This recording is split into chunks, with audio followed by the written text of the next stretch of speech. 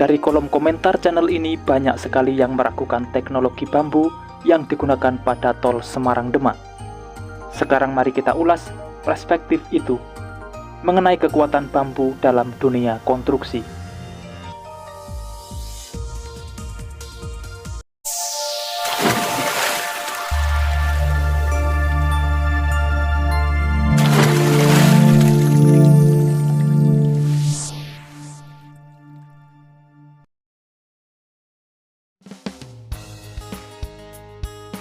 Kami channel Sawah Desa membuka jasa pengaspalan jalan khusus jalan desa, jalan gang sempit, jalan perumahan, jalan pekarangan, dan jalan-jalan yang tidak bisa dijangkau alat berat.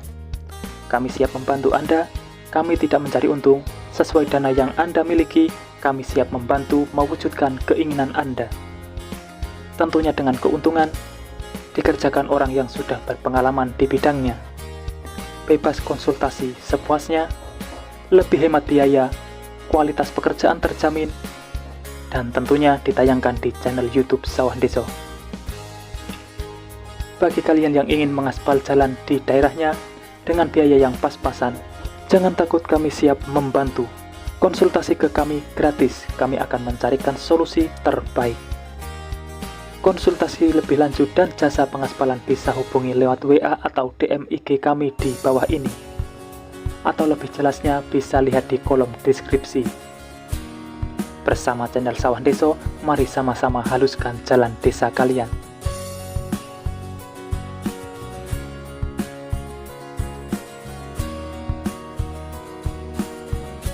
Assalamualaikum semuanya. Berbicara soal pembangunan, ada yang menarik dari proyek tol Semarang-Demak. Karena ternyata salah satu material konstruksi yang dipakai mengandalkan material dari alam, yakni bambu. Bagaimana cara kerja bambu bisa dijadikan material konstruksi jalan, dan berapa kuat daya tahannya? Mari kita bahas bersama.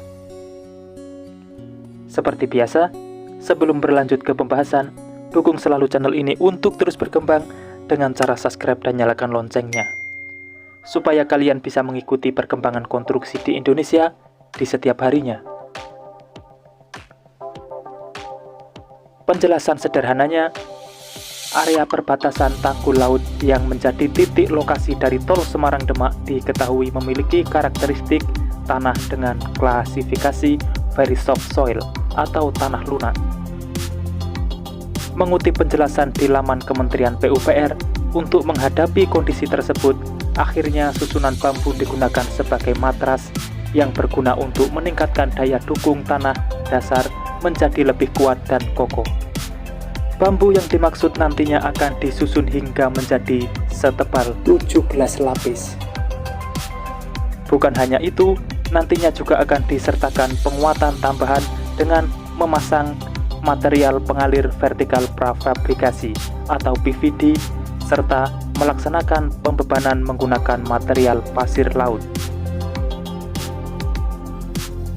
Sedangkan bambu ini sudah melakukan uji kelayakan.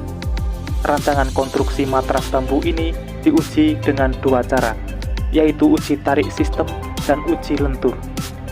Tujuannya adalah untuk mengetahui perilaku dan daya tahan bambu yang dirangkai menjadi kesatuan sebagai matras.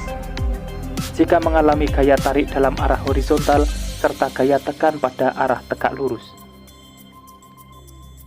Gambaran mudahnya, yang dimaksud gaya tarik horizontal dan gaya tekan tegak lurus adalah kondisi jika sewaktu-waktu terjadi tekanan pada tanah yang disebabkan oleh kondisi gempa atau tekanan dari air laut. Meski konsep konstruksi ini sudah lebih dulu dirancang sejak awal proyek tol Semarang-Demak dibuat, namun rancangan serupa lebih dulu direalisasikan dan berhasil diterapkan pada konstruksi sirkuit untuk gelaran Formula E di Jakarta pada bulan Juni lalu.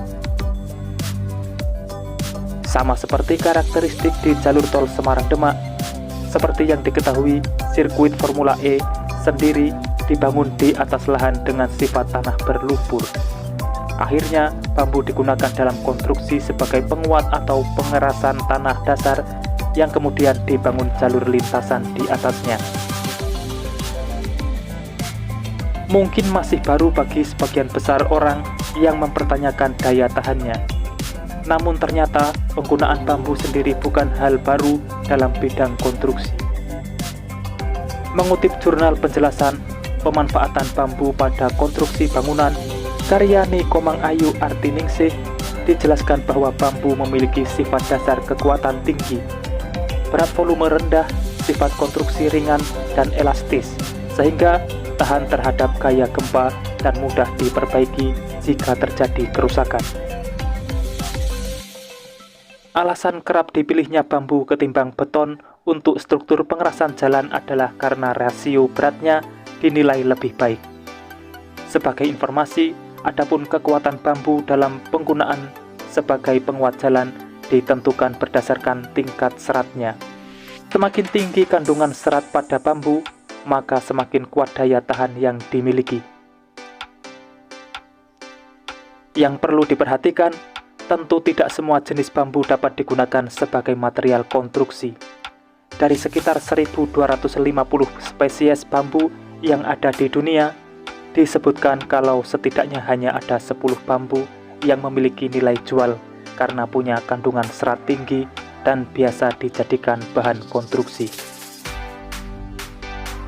Beberapa jenis bambu yang dimaksud diantaranya bambu wulung, bambu legi, bambu petung, dan bambu ampel. Mengenal lebih detail mengenai karakternya, berikut keunggulan yang dimiliki bambu sebagai material yang kerap digunakan sebagai bahan konstruksi. Mudah ditanam dan tidak perlu perawatan khusus. Memiliki ketahanan yang luar biasa karena rumpun bambu yang telah dibakar masih dapat tumbuh kembali. Kekuatannya cukup tinggi dengan daya tarik yang dapat disejajarkan dengan baja, dan punya tekstur elastis dengan ketahanan yang tinggi terhadap angin dan gempa. Itulah pembahasan mengenai kekuatan bambu yang digunakan dalam dunia konstruksi. Tidak serta-merta karena bambu harganya murah, akan tetapi dilihat dari kekuatan dan manfaatnya. Sebenarnya video ini saya buat untuk menjawab komentar yang meremehkan bambu untuk bahan konstruksi. Dalam dunia konstruksi, semua bahan dipikirkan dengan matang dan diuji sesuai kelayakannya. Bambu dipilih juga karena sudah melalui uji ketat. Bahkan seringkali kita dapati bambu juga sering digunakan untuk memecah ombak di pinggir laut dan tahan bertahun-tahun. Karena pada dasarnya bambu itu tahan terhadap air. Dia tidak akan mudah lapuk meski lama terendam dalam air. Itulah informasi yang bisa saya sampaikan. Semoga sedikit banyaknya ada manfaat yang bisa diambil. Dan temukan informasi yang tidak mungkin kalian temukan di tempat lain. Karena hanya di sini, informasi yang tidak dibahas akan saya bahas secara lengkap. Jadi pantau terus channel ini untuk mendapatkan jawaban dari apa yang kalian cari. Sudah saatnya saya undur diri dan wassalamualaikum warahmatullahi wabarakatuh. Sampai bertemu di video menarik selanjutnya.